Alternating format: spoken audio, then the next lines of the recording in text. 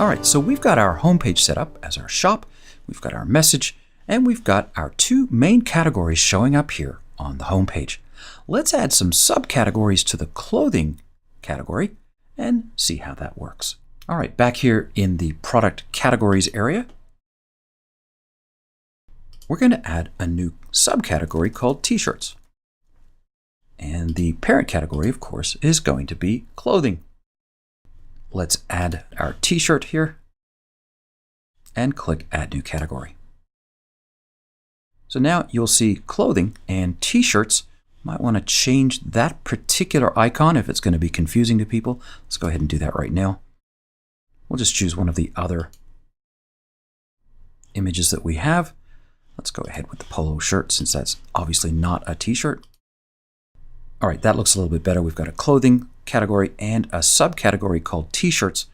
Let's go ahead and head over to products then and make sure our t-shirts are assigned to the right category.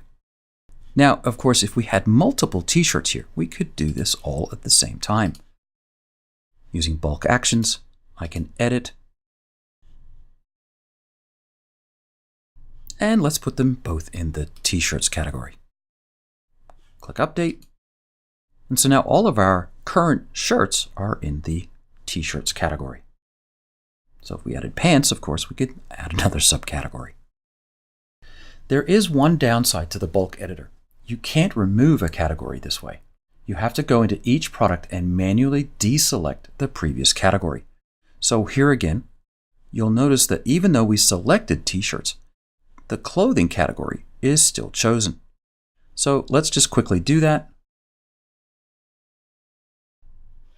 And uncheck clothing, click Update, and do the same for our dinosaurs t-shirt.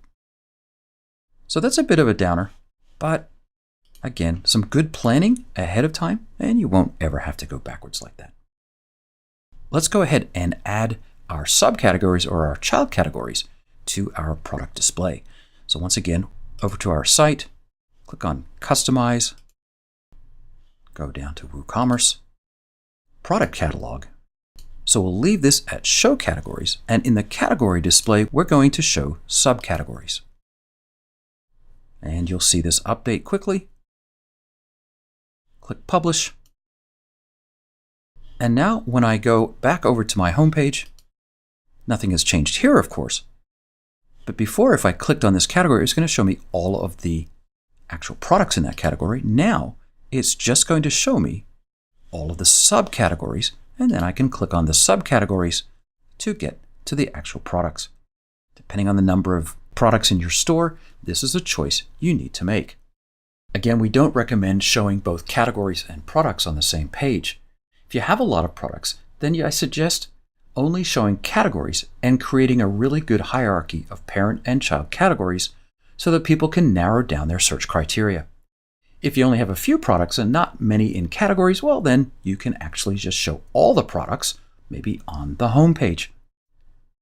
So you've got some thinking to do here, depending on the size of your store, but it's pretty clear cut.